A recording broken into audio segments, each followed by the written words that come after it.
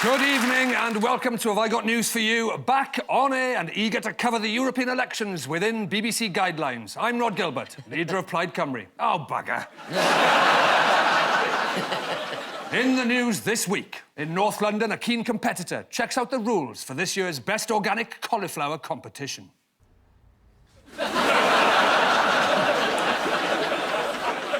Chris Grayling has decided to quit the harsh world of politics and concentrate on his window cleaning business.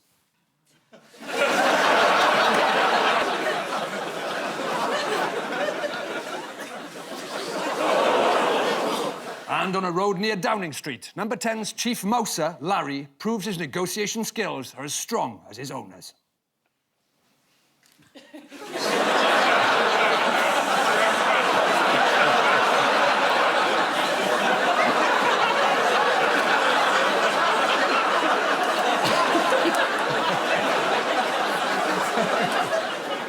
On Ian's team tonight is a broadcaster and journalist whose new book is an agenda-setting, taboo-busting look at menstruation. The BBC have already bought the rights and are planning to turn it into a period drama.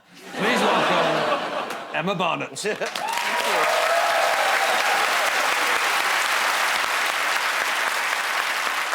And with Paul tonight is a comedian who, by his own admission, still lives at home with his parents. Oh, they'll be thrilled he's on the show tonight, as it means the bathroom's finally free. Please welcome Tom Allen. I was doing my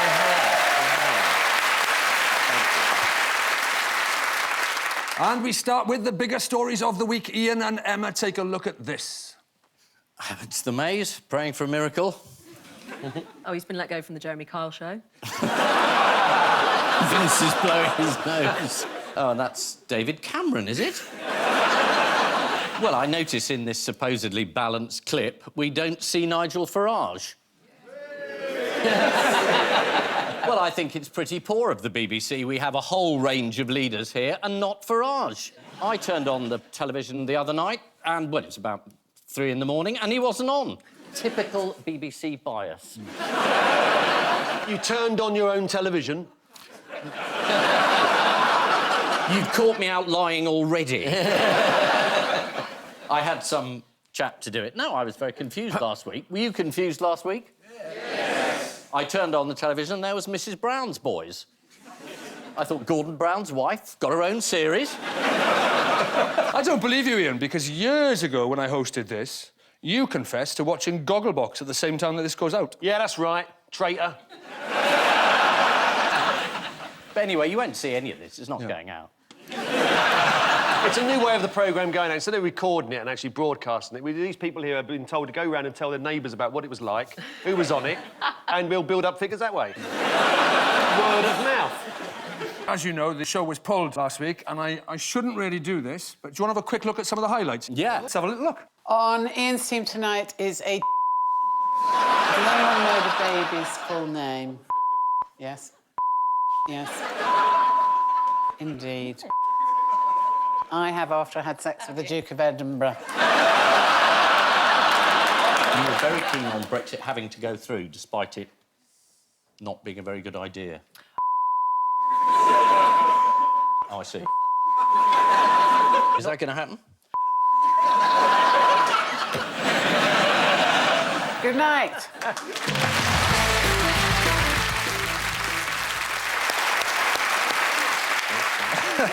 That's brilliant. I mean, the BBC said they didn't want to draw attention to the show, and I think they certainly haven't.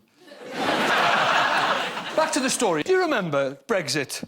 Theresa May's master plan to solve the Brexit crisis. What is it? It's to have another vote. Yeah. It's fourth time lucky, a new proverb. Yeah. There is a new strategy. If you listen to Jeremy Hunt this week, and I'm sure many of you did, he said that the Conservatives are going to get crucified in the European elections, his words, and that will hopefully strike fear in the hearts of Conservative MPs who voted against the deal last time, and then they will vote for Theresa May's deal. And it's one of the weirdest strategies I've ever heard. Why doesn't Jeremy say the important thing? We're going to get crucified at Eurovision. Yes. That's the main thing people care about. OK. There's a second bit to the strategy now, though, isn't there? Go on, you know more as the leader of Plaid Cymru. She's agreed to exit. Yeah, but she agrees to go every week. Hasn't she given us a date now? No, she never says when. Well, no, it's a bit awkward, because when she brings back the deal, it's the same week of the state visit of Donald Trump. So she can't resign while he's here, although that would be... Oh, that'd be great. Fantastic. Imagine the Queen doing the introduction. Have you met my Prime Minister? No, not you. This one, Jeremy. He's wearing his best tracksuit. Why is she bringing it back? I mean, it's obviously a crisis engulfing the nation. Even the Brexiteers who don't like the deal, you could argue, have sabotaged their best shot at Brexit. That's very BBC, you could argue. You could argue. They did, didn't they? You said that, not me, my friend. Yeah. Vote Heidi Allen. Right. Can I just check whether this show's actually going out? I've got a few jokes which I'll save for next week. So as the good ship Theresa sinks slowly beneath the waves, who are the latest Tories to thrust themselves forward? Oh, I don't like that expression. I don't think anybody in the Tory party can thrust. I don't think they've got their own hips. I think everyone who's been elected ever as a Tory thinks I could do a better job than Theresa May. I mean, they're not wrong. I think you have to have a photo shoot in your kitchen to get into the race. Yes. This is James Brokenshire. Here he is, with his Meg. Oh, that is a lovely That's kitchen. him. I know. And he's Count got- the ovens, Tom. Count the ovens. Four ovens. That we know of. There could be more. There could be more that come... Maybe the whole work surface is just... Yeah. Did you spot the make of the oven there? No. Do you want to play a game of Name That Oven? Yeah, always, always. It's a great game I've put together. This is how it's going to work. Okay. Pay attention. Yeah. Yeah. I'll show you an oven. Yeah. You tell me what make it is. Oh, I love this game. Is this going to replace us on BBC One? This is the only bit they'll play. This is just in case it all goes horribly wrong again. Name that oven. You took the catchphrase right out of my mouth. Go on, you can introduce it, Ian.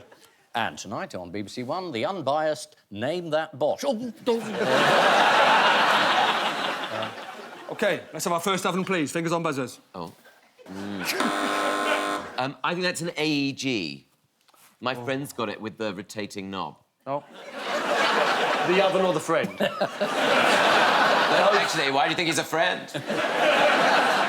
This is Bosch, I'm afraid. Let's have your next oven. That's a Dyson. A Dyson oven? Oh, Ian, there's the words of somebody who's never cooked a meal in their own house before. How many ovens have you got, Ian, in your house? We got one. One? I've got a very small one that does toast. Right. Well, there's pop-up ovens. I haven't got an oven, no, I just... I can't imagine you with an oven. What do you mean you can't imagine me with an oven? I can't see you with an oven. You've got a power of imagination, haven't you? Yeah, I know, but it doesn't stretch that far. Not stretch... Well, would you see me next to a fridge? Yes, I can, actually. A water filter? Yes. Yeah. Why not an oven? I don't know. I was hoping you could tell me. I can't tell you why you can't imagine why I'm not next to an oven. Can you see Paul next to an oven, Tom? Absolutely not, and I'd be disgusted if I saw you next to one. Why? I just always imagine you going to a Carluccio's. Here's your last oven. It's a tricky one, this. Tom. Neff. That'll do, it's hot point. Oh. There's a parliamentary by-election in Peterborough this week. Yeah. Guess who's going to hear some of the candidates being interviewed by Radio 4's Ross Hawkins about the by-election this week? You are. OK. Finally. Here's the UKIP candidate. I'm John Whitby. I'm the UKIP councillor for Peterborough constituency. You're not the UKIP councillor, John. No, sorry, I'm not, am I? I was.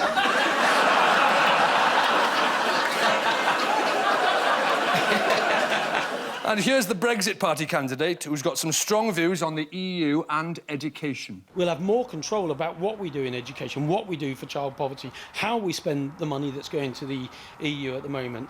So which bit of European law or administration or bureaucracy is stopping us from doing something you specifically would like to do to address problems in education and child poverty?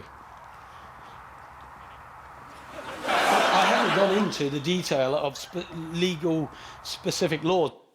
I should point out that in the interest of balance, that all of the candidates in the Peterborough by-election are equally shit.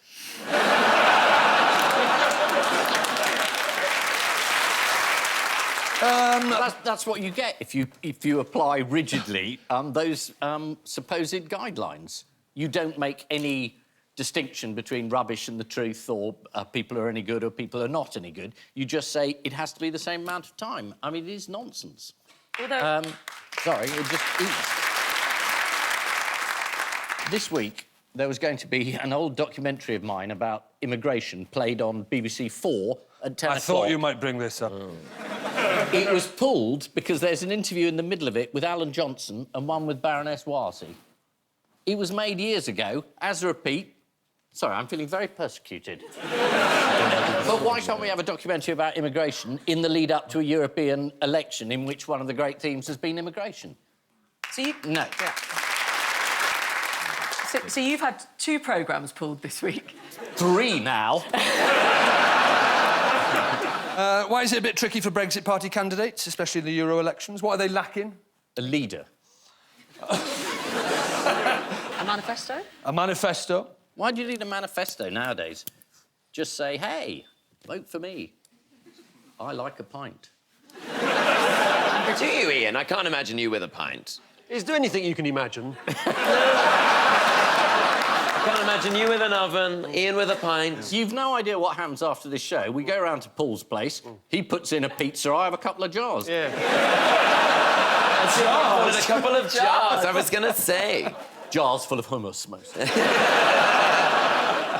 This is Theresa May's plan to end the Brexit deadlock. According to the Sunday Times, Philip May's emphasis has shifted to hoping his wife can escape from number 10 with dignity. Sorry, Phil, but however she finally goes, Colonel Gaddafi left with more dignity. Quite right. Brexit has clearly put a strain on Theresa May's marriage, but there's no way they'll split up, as Philip May knows negotiating a divorce deal would take years, and he'd need the support of Jeremy Corbyn. According to the Telegraph, MPs are sitting in the longest parliamentary session since the English Civil War. Or, as future historians will call it, English Civil War 1. On Thursday, Boris Johnson announced his intention to stand for the party leadership at the British Insurer Convention. Odd place for him to announce it, as he's never been near a sensible policy in his life. Get it? Very good. Very nice. He's taken a few insurance risks, joke, though, hasn't he? Premium joke there. What do you think? I thought it was a bit underwritten. No! Stop it. I think we should get to Great Garment and go on that beer. Better call Churchill. No. Paul and Tom, take a look at this. Oh, good. Fish and chips. I love fish and chips. Eating in unison, as people did during the war. Oh, people umbrella. Ah, there's me in my oven. I wonder what oven that is. Well, that might be suggesting that the supplies of cod, which we normally rely on for our fish and chips, are declining, so we're going to be encouraged to eat jellyfish with our chips instead. Who says? I mean, absolutely right. Don't get me wrong. Cod. You are having a point for that. Cod. Cod? Cod is saying this. We're sick of being depleted. You make us part of your national dish, you cover us in batter. We're not having any more of it.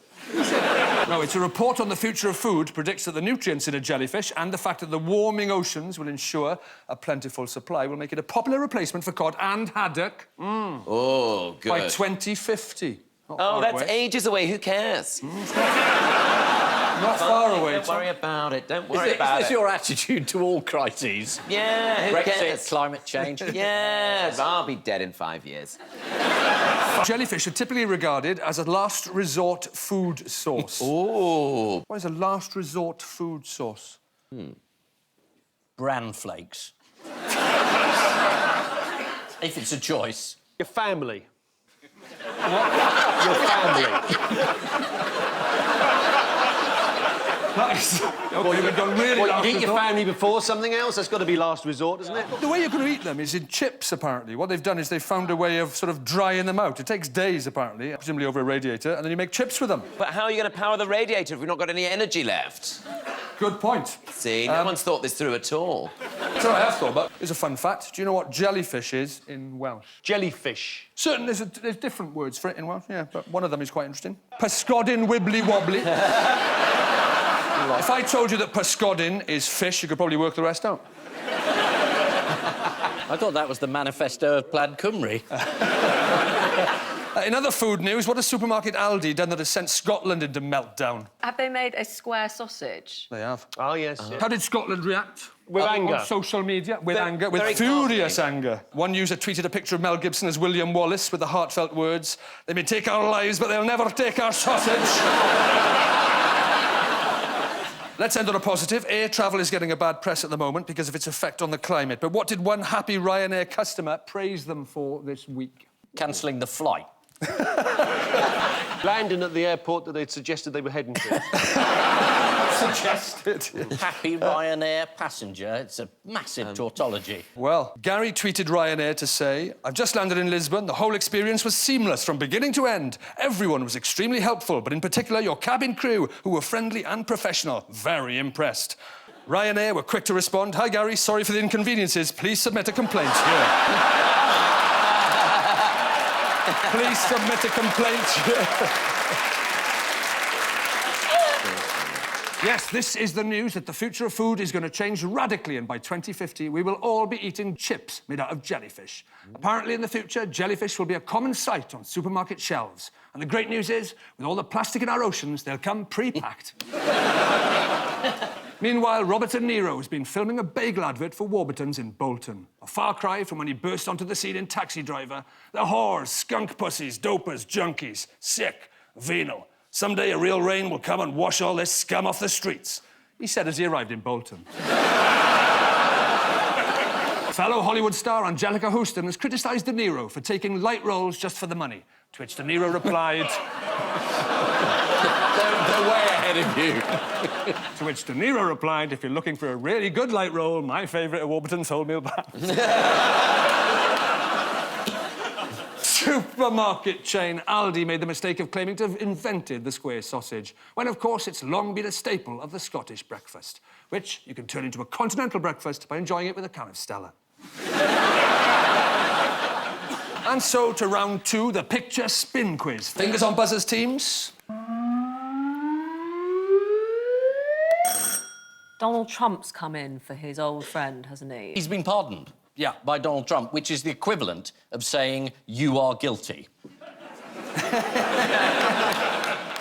If anyone had any doubt before whether he was a crook and a con man and was right to go to jail for fraud, they don't now. Donald's pardoned him guilty. This is the news that Conrad Black has been pardoned by Donald Trump. What did he actually do that required pardoning? It was a fraud against the company he ran. He was siphoning off the assets of Hollinger. He was on this show once. He was sitting right next to Paul there, trying to explain why he was innocent. It was a very funny show. Did it go out? Oh, no, they put that one out because there was no bias. No, he was guilty. Didn't he write a book about Donald Trump that was incredibly favourable quite recently? So that may or may not have helped with that decision. He did. He wrote a long book saying Donald Trump is a genius. Do you think that helped with the grease the wheels of pardon? I think it did, because Donald then said that Conrad Black is a great man and a scholar. I mean, so Trump had read any book that didn't involve colouring. Finally, a bit of fun. Have you ever wondered how you might curry favour with Trump using just a pair of socks? Let's have a look.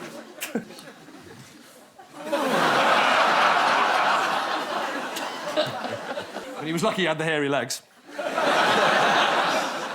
A fellow socks offender.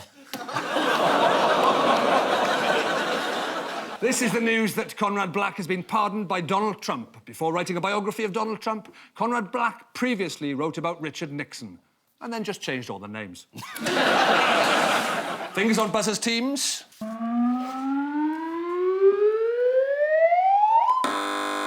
Is it the highway code has got more difficult? I'll give you that. This is the news that the pass rate for driving theory tests is at its lowest in more than a decade. Only 47.4% passed, down from nearly 70% 10 years ago. What reasons are given for the decline in pass rates? Questions have got harder, have they? Examination authorities have decided to stop publishing tests in advance online.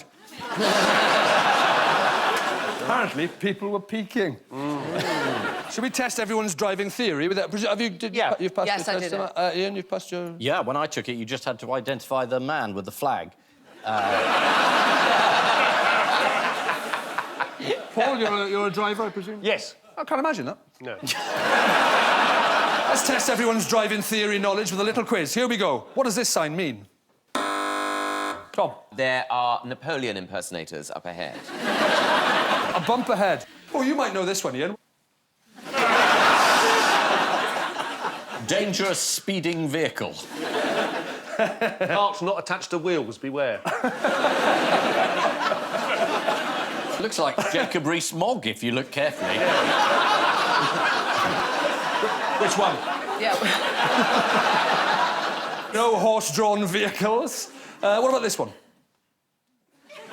Beware, peacock driving vehicle. No, that's no vehicles carrying explosives. Please? Yes, this is the news that driving tests are getting harder. A large part of the theory test includes multiple-choice questions, such as, if you get hit by the Duke of Edinburgh, which newspaper do you go to? One of the places with the highest pass rates is the Isle of Mull, though the test does get trickier if the traffic light isn't working. Time now for the odd one out round. It's just one between you this week. Your four are the seaside village of Lansing, Norwich City FC's open-top bus parade, filming of Bond 25, and Vladimir Putin's ice hockey victory lap. Ooh. OK, so I think there might have been an accident on the latest James Bond film. A stuntman might have fractured an ankle or something. So is it about accidents? Did one of the Norwich City players fall off the bus, or did they have an injury during a match? Someone playing hockey with Putin have some sort of unfortunate poisonous attack and... The clue is it's to do with length. Was Bond too long as a film? What happened as a result of these accidents? Somebody got injured. The process goes on too long. Things got shorter. Now, right. Yes! I'm going to give you the point, Tom. Yes! They've all been cut short. Well, 1 point, but for another point, pick the odd one out. The Lansing is the odd one out because all the others were cut short. Yes, but I need a little bit more. The Lansing one was made longer. But how? Has Lansing's beach been made longer? Not quite. The sea's been made shorter. Nearly there. They've all been cut short, apart from the seaside village of Lansing, which is attempting to make itself longer. By what? Lansing on Sea. Yes. Lansing on Sea. To make itself sound posher and therefore attract more tourists, presumably. They should go for the Strictly Come Lansing. I'm a marketing genius. And you're sitting there groaning. Are you determined that this show won't go out tomorrow night? According to residents, what can you enjoy in Lansing? There's a very good public school.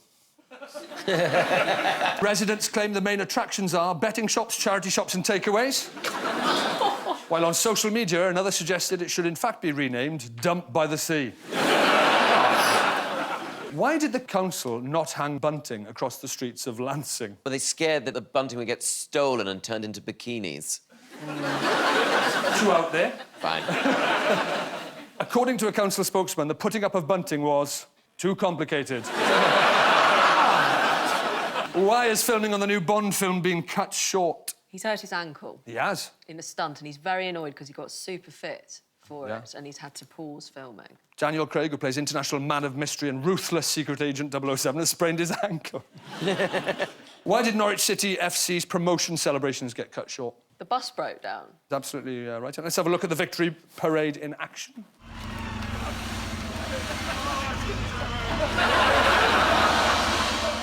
How was Vladimir Putin's ice hockey victory lap cut short? He fell over. Let's have a look. A section of carpet was especially laid out on the ice, as shortly afterwards was the body of the person who put it there, I imagine. They've all been cut short, apart from the seaside village of Lansing, which is attempting to make itself longer. Daniel Craig badly injured his ankle while filming the latest Bond movie. Only last week, details of the cast were announced. It's a plain white one with his toes poking out the end. Like, I always think I'd be a great spy. I'd be a great gay James Bond. Like, instead of 007, it'd be Ooh 7.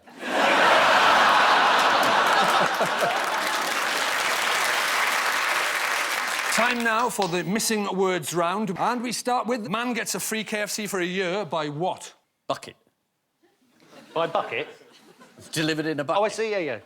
Something tells me you don't go to KFC very often, Ian. This would be my dream. What, getting free KFC for a year? I love KFC. Well, it may well happen now. I'm so... How would you do it, Emma, if you were to How try would- and get free KFC for a year? Well, didn't a woman get this because she said that their chips were utterly shit, which they are, and then they upped their game? I think you might have blown it now.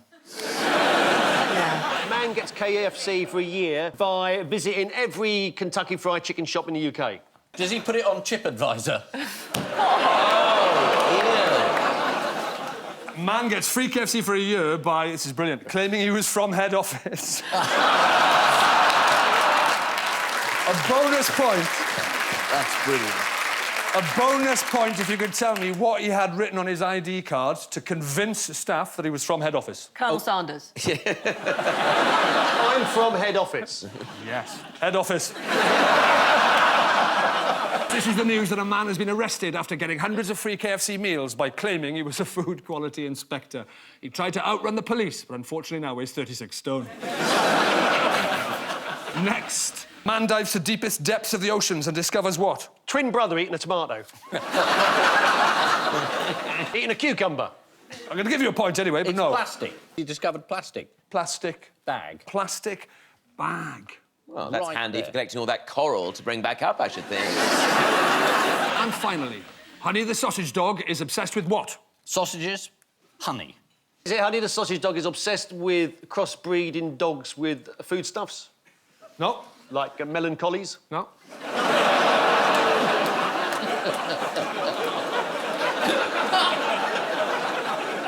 Hot poodles? Oh, I was going to challenge you to do another one. I just did it. I know. Honey the sausage dog is obsessed with vegan sausages. Honey the sausage dog wasn't the only one to try the vegan sausages. To make sure they were safe for consumption, they were tested in a lab. Oh, there's the Nice. third one. Nice. And the final scores are Paul and Tom have 6, and Ian and Emma also have 6. Very honourable. Well, I'll never let you win. It's all right. And I leave you with news of that. In New York, Donald Trump's newly installed Commissioner for Standards and Public Decency celebrates his appointment. In Hurlingham, World Polo Championship organisers say the event will go on despite an outbreak of equine flu. And in Westminster, a new tenant regrets renting the flat below Vince Cable.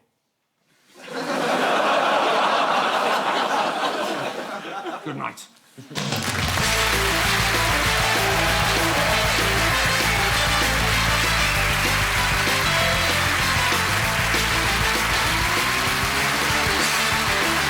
New Romesh's Ranganation adds a bit of comedy for your lazy Sunday night over on BBC Two at 9 o'clock. And tomorrow night, all of Europe and Australia take part in the Eurovision Song Contest, live from 8, here on BBC One.